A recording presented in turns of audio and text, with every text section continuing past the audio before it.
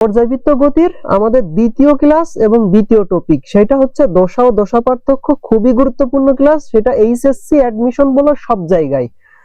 আর এই ক্লাসে আরো কিছু গুরুত্বপূর্ণ বিষয় খণ্ডন করব, তো সাথেই থাকো। দেখো, প্রথমে আমাদের বুঝতে হবে দশা কি জিনিস। দশা সরল দোলন গতি তো বুঝো, তাই না? যে যেই এইভাবে কাঁপে, তাই তো হয় এভাবে সামনে পিছনে কাঁপে, না এইভাবে উপর নিচে করে কাঁপে, এই ধরনের গতি। অথবা আমি যে বলেছিলাম যে যেখানে বল আর সরণ কি, বল আর সরণ সমানুপাতিক, কিন্তু দিক হচ্ছে কি দিক বিপরীত, তাই তো? আচ্ছা, এখন এইটার যে চিত্রটা ছিল, সেই চিত্রটা যদি আমি তোমাদের দেখাই, যে সরণ দোলন গতির যেই হচ্ছে গ্রাফটা, ওর গতিপথটা যদি গ্রাফ আকারে উপস্থাপন করা যায়, তাহলে যে সাইনোসয়েডাল গ্রাফের মতো একদম ওই ওয়েভ তৈরি হয়, তাই তো? এই যে এরকম সাইন গ্রাফের মতো হয়, তাই তো? আচ্ছা, এখন এর সমীকরণটা কি ছিল? এর সমীকরণটা ছিল হচ্ছে x equal to a sin omega t plus হচ্ছে কত ডেল। এই ডেলটা কি ছিল? ডেল হচ্ছে আদি দশা ছিল। আচ্ছা, এখন অথবা আরেকটা কি ছিল? y ইকুয়াল টু a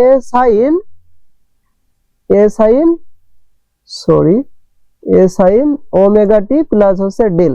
এখন দেখো, এইটাও সঠিক, এইটাও সঠিক। কখনো কখনো তুমি x ইকুয়াল টু লেখা থাকতে পারে, কখনো কখনো y ইকুয়াল টু লেখা থাকতে পারে। এখন তুমি ভাবতে পারো, তুমি অনেক সময় তো কনফিউজড হয়ে যায় যে x ইকুয়াল টু কখন হবে, y ইকুয়াল টু কখন হবে। এইটা বোঝার জন্য তোমার একটু বেসিক নাড়তে হবে। সেটা কি?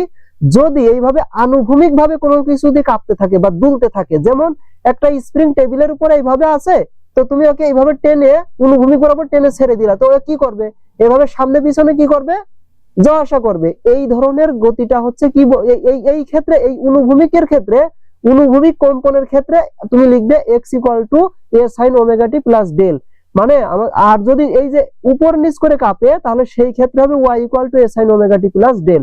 মানে কি বরাবর কাঁপতেছে বা দোলন হচ্ছে, সেইটা হচ্ছে মুখ্য, ঠিক আছে? এই এক্সটা কি? এই এক্সটা মূলত সরণ, মানে সাম্য অবস্থা থেকে কতটুকু সরণ হচ্ছে সেইটা, ঠিক আছে? এই ওয়াইটা কি? সাম্য অবস্থা থেকে কতটুকু সরণ হচ্ছে সেইটা। তো উপর নিচ সরণ হইলে ওয়াই হবে, আর এই অনুভূমিক বরাবর সরণ হলে কি হবে? এক্স হবে। ক্লিয়ার? যেমন উপর নিচ কি হইতে পারে? যেমন একটা পেন্ডুলাম, ঠিক আছে? এই যে এইভাবে এইভাবে এইভাবে দুলে। তারপরে তুমি আরেকটা কি হইতে পারে? যে এই যে এইভাবে আর কি, এইভাবে। যেমন আরেকটা কি হইতে পারে? যেমন মনে করো একটা স্প্রিং কে তুমি এইভাবে ঝুলাই দিছো, এখন যদি টেনে ছেড়ে দাও, তাহলে কি হবে? এইভাবে উপর নিচ করে দুলবে না? তো এই ক্ষেত্রে কি হবে? এই যে ওয়াই, আর এই যে অনুভূমিক হইলে কি? এক্স, ঠিক আছে? এইটুকু তো ক্লিয়ার। এখন দেখো, তো এই যে মনে করো একটা কণা এই গতিপথ দিয়ে যাচ্ছে, তো একটা মুহূর্তে সে এইখানে আসলো, কথার কথা এইখানে আসলো, এইখানে সে আসলো। তো এইখানে যখন আসে, তুমি একটা জিনিস দেখো, একটা গতিপথের একটা কোণার যে কোনো মুহূর্তের একটা অবস্থান, ঠিক আছে?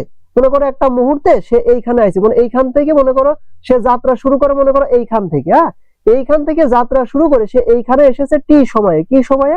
টি সময়ে, এই যে টি সময়ে, ঠিক আছে?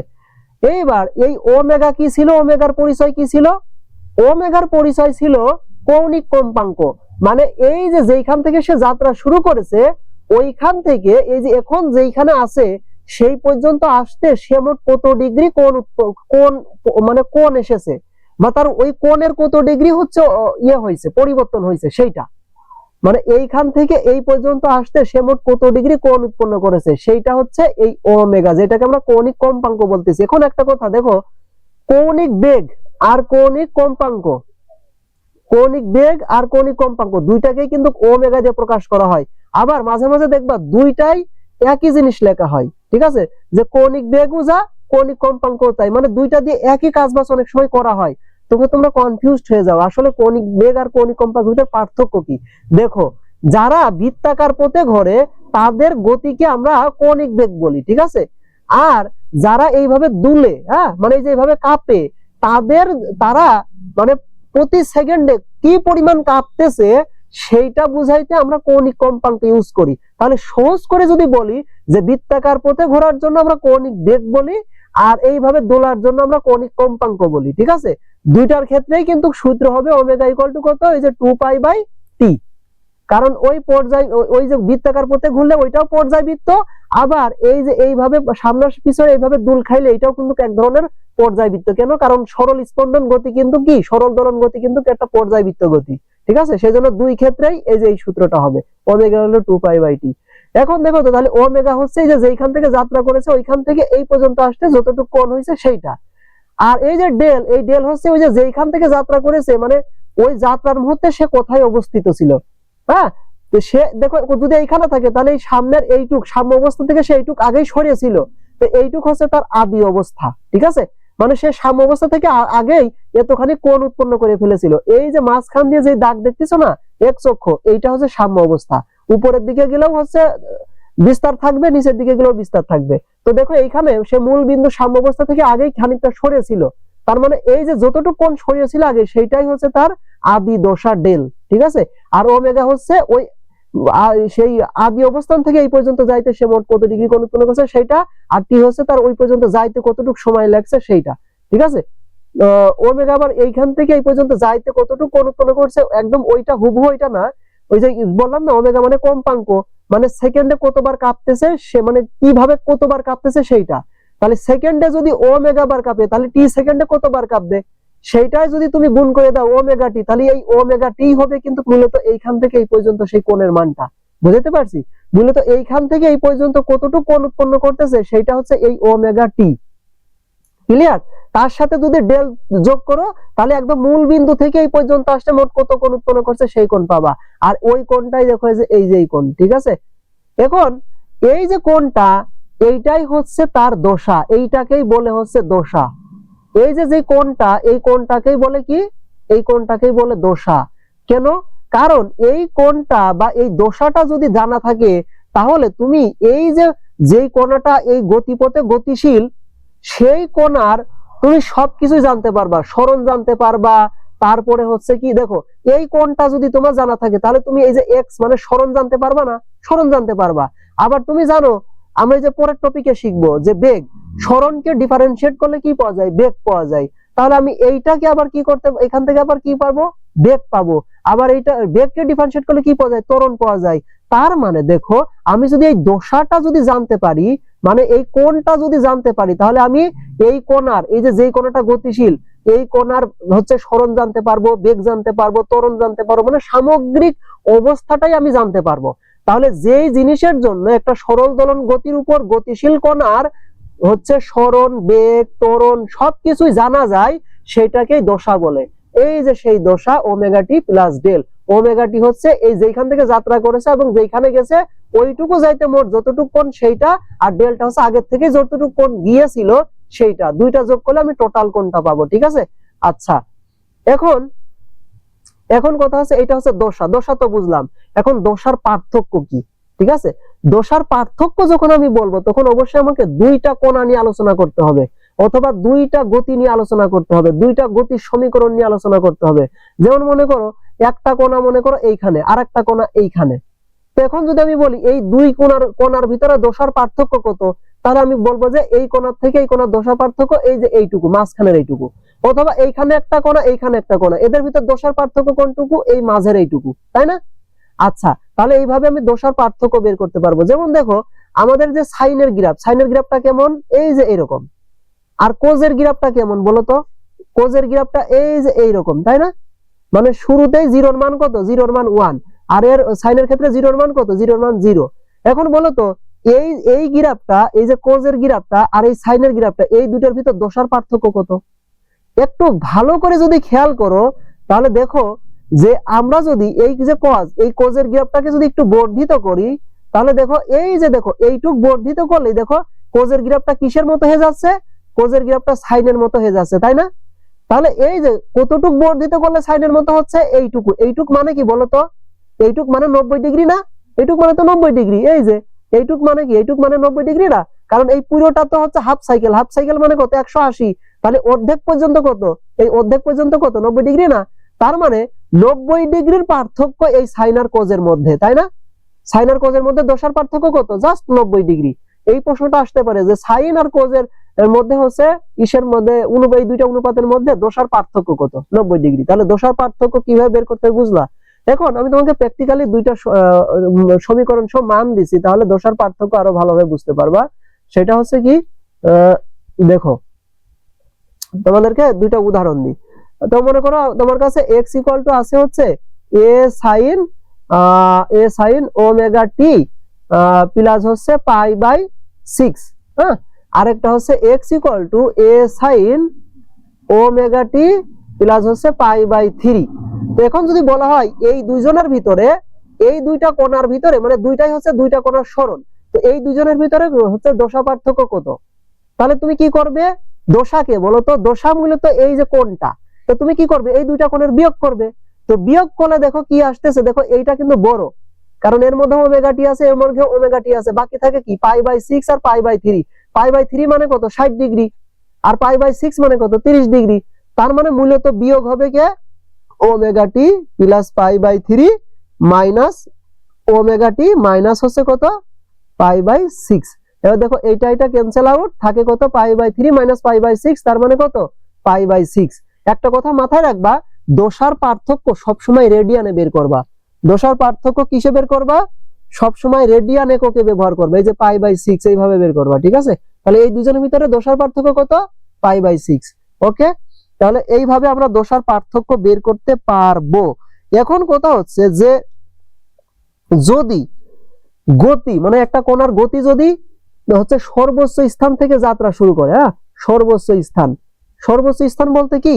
যেমন মনে করো এই যে সরল দোলন গতির হচ্ছে গ্রাফটা কেমন? এই যে এইরকম গ্রাফ, তাই তো? এরকম গ্রাফ।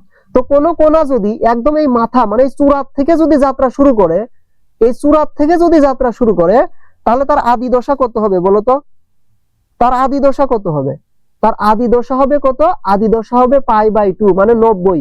মানে সে আগের থেকেই দেখো এই π/2 পরিমাণ সে গিয়ে হচ্ছে থেকেছিল, মানে আগের থেকে সে যতটুকু অতিক্রম করে আসে সেটাই তো আদি দশা। তাহলে আগের থেকে সে এতটুকু পরিমাণ অতিক্রম করেছিল, মানে এই চূড়া পর্যন্ত চলে গিয়েছিল, তাহলে ওই চূড়া পর্যন্ত যেই কোণটা সেটাই হচ্ছে তার আদি দশা। বুঝতে পারছি? তাহলে তার আদি দশা π/2। তাহলে যেমন তোমাকে একটা কথা বলি, যেমন একটা পেন্ডুলাম, হ্যাঁ, এই পেন্ডুলাম মনে করো এইভাবে তো দোল খায়, তাই তো? তো এই মাঝের অবস্থাটাকে আমরা সাম্য অবস্থা বলি, তাই তো? সাম্য অবস্থা বলি। আর এই যে যেই পর্যন্ত সে সর্বোচ্চ উপরে ওঠে সেটাকে আমরা বলি কি? সেটাকে আমরা বলি সর্বোচ্চ উচ্চতা। এইটা হচ্ছে সর্বোচ্চ উচ্চতা। তো কোনো কিছু যদি এই সর্বোচ্চ উচ্চতা থেকে দলা শুরু করে, তার মানে তখন তার আদি দশা কত হবে? π/2 হবে। বুঝতে পারছি? আচ্ছা, তো এই হচ্ছে কথাবার্তা। এখন কথা হচ্ছে যে দেখো দশা পার্থক্য কি, দশা পার্থক্য কি জিনিস বুঝলাম, যে দুইটা কোণার অবস্থান কোথায় কোথায় আছে, সেই দুইটা অবস্থানের ভিতর যে পার্থক্য সেটাই দশা পার্থক্য, তাই তো? এখন কথা হচ্ছে দশা পার্থক্যের সাথে পথের পার্থক্যের একটা মিল আছে, সম্পর্ক আছে। সেই পথের পার্থক্যের সাথে আমাদের দশা পার্থক্যের কি সম্পর্ক সেটা একটু আমাদের দেখতে হবে। এটা অ্যাডমিশনের জন্য, এইচএসসির জন্য খুবই গুরুত্বপূর্ণ। দেখো দশা মানে কি, যে আমরা জানি একটা মানে অবস্থান বোঝাচ্ছে বা কোণ বোঝাচ্ছে, যেটা দ্বারা আমরা সবকিছু বের করতে পারবো। এখন পথ পার্থক্য কি? দেখো একটু চিত্রটা আঁকো, একটু চিত্রটা দেখাই। তো এটা হচ্ছে যে একটা গ্রাফ, ওই গ্রাফটাই আবার হুবহু এইখানে আঁকতেছি। হ্যাঁ, এখন একটা জিনিস খেয়াল করো, কোনো কিছু যদি এইখান থেকে যাত্রা করে পুরো একবার কাঁপে, তাহলে সে এইখানে আসবে। তো এই পুরো একবার কম্পন দিতে সে মোট কতটুক কৌণিক সরণ অতিক্রম করবে বলতো? কতটুক পরিমাণ? 2π পরিমাণ। মানে সে মোট কতটুক কৌণিক সরণ অতিক্রম করবে? 2π, তাই তো? আচ্ছা, আর আমরা জানি যে তরঙ্গের ক্ষেত্রে বা ইসের ক্ষেত্রে এই যে একবার যাইতে যতটুক পথ অতিক্রম করে সেইটাকে আবার আমরা কি বলি? তরঙ্গ দৈর্ঘ্য বলি। যেটাকে কি দিয়ে প্রকাশ করে? সেটাকে ল্যামডা দিয়ে প্রকাশ করে। এখন তরঙ্গ দৈর্ঘ্যই কিন্তু এই তরঙ্গের পথ। তরঙ্গের দৈর্ঘ্যই কি এই তরঙ্গের পথ না? তাহলে দেখো একবার কম্পন হইতে তার দশা কত? 2π। আর একবার কম্পন হইতে সে কতটুকু পথ অতিক্রম করতেছে? ল্যামডা। তাহলে দশা কত? দশা হচ্ছে 2π, আর পথ কত? পথ হচ্ছে ল্যামডা, তাই তো? তাহলে এখন দেখো এই যে একবার পুরো কম্পন হচ্ছে, এই একবার পুরো কম্পন হওয়ার জন্য দশা 2π, আর পথ কত? পথ হচ্ছে ল্যামডা। এখন একটা জিনিস খেয়াল করো, যদি একটা কোণা মনে করো এইখান থেকে, একদম এইখান থেকে যাত্রা শুরু করেছে, আর একটা কোণা মনে করো এইখান থেকে যাত্রা শুরু করে এইভাবে যাচ্ছে, তাহলে বলো তো এই দুইজনের ভিতরে, মানে এইটা মনে করো এ কোণা আর এইটা মনে করো বি কোণা, তো এ যাত্রা শুরু করেছে এই যে এ বিন্দু থেকে, আর বি যাত্রা করা শুরু করেছে বি বিন্দু থেকে। তাহলে বলতো এই দুজনের ভিতরে পথের দশা কত? দশার পার্থক্য কত বলতো? পুরো একটা কম্পন হচ্ছে গিয়ে এদের ভিতর দশার পার্থক্য না, তো একটা কম্পন হতে দশার পার্থক্য কত হয় বলতো? 2π হয়। তার মানে এই দুজনের ভিতর দশার পার্থক্য কত 2 পাই। কেন? কারণ এরা একদম পুরো একটা সাইকেল দূরে আছে, তাই তো? তাহলে দশা পার্থক্য এখানে কত? দশা পার্থক্য এখানে হচ্ছে 2 পাই। 2 পাই। আচ্ছা, আর এই দুজনের ভিতর পথের পার্থক্য কত বলতো? এই যে পথের পার্থক্য কত? এইখান থেকে এই পর্যন্ত। তো এইখান থেকে এই পর্যন্ত পথ কতটুকু বলতো? ল্যামডা না? তাহলে এই দুজনের ভিতর পথের পার্থক্য কতটুকু হবে? ল্যামডা না? অবশ্যই ল্যামডা। তার মানে এখানে পথে এ আর বির ভিতরে পথের পার্থক্য কত? ল্যামডা। আচ্ছা, এ আর বির ভিতরে পথের পার্থক্য ল্যামডা। সরি, সার্চ শেষ হয়ে গেছে। আচ্ছা, যাই হোক, তাহলে এখানেও লিখে নাও পথের পার্থক্য হচ্ছে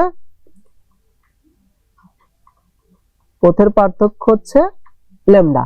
এখন দেখো, তাহলে এই দুজনের ভিতর দশা পার্থক্য কত? 2 পাই, আর পথ পার্থক্য হচ্ছে ল্যামডা। এখন এই দশা পার্থক্য আর পথ পার্থক্য দেখো, তার মানে কি দশা পার্থক্য যত বেশি হচ্ছে পথ পার্থক্য কিন্তু তত বেশি হচ্ছে। এরা দুজন কিন্তু সমানুপাতিক। দশা পার্থক্য যত বেশি হবে পথ পার্থক্য তত বেশি হবে। দেখো, এই দুজনের ভিতর যদি এই এ যদি এইখান থেকে যাত্রা করতো তাহলে কি হইতো? দশা পার্থক্য কত হইতো? শুধু পাই হইতো, তাই না? শুধু পাই হইতো। সেই ক্ষেত্রে পথ পার্থক্য কতটুকু হইতো বলতো? ল্যামডা বাই 2 হইতো। কেন? কারণ দুইজনের ভিতর পার্থক্য জাস্ট এই যে হাফ সাইকেল, তাই না? জাস্ট হাফ সাইকেল পার্থক্য। তাহলে কি হইতো? ল্যামডা বাই 2 হইতো, আর এটা কত হইতো? পাই হইতো। তার মানে দশা পার্থক্য আর পথ পার্থক্য কিন্তু কি সমানুপাতিক। দশা পার্থক্য আর পথ পার্থক্য কি? শোনো, দশা পার্থক্য তুমি যদি কি দিয়ে প্রকাশ করো, ডেল্টা ডেল দিয়ে প্রকাশ করো বা ডেল দিয়ে প্রকাশ করো, আর যদি ওই পথ পার্থক্য যদি ডেল এক্স দিয়ে প্রকাশ করো, তাহলে এই দুজন কি হবে? সমানুপাতিক হবে। এখন যদি সমানুপাতিক হয় তাহলে তুমি এইভাবে লিখতে পারো না যে দশা পার্থক্য ভাগ হচ্ছে পথ পার্থক্য ইকুয়াল টু হচ্ছে দশা পার্থক্য কত এইখানে এই পজিশনের জন্য কত?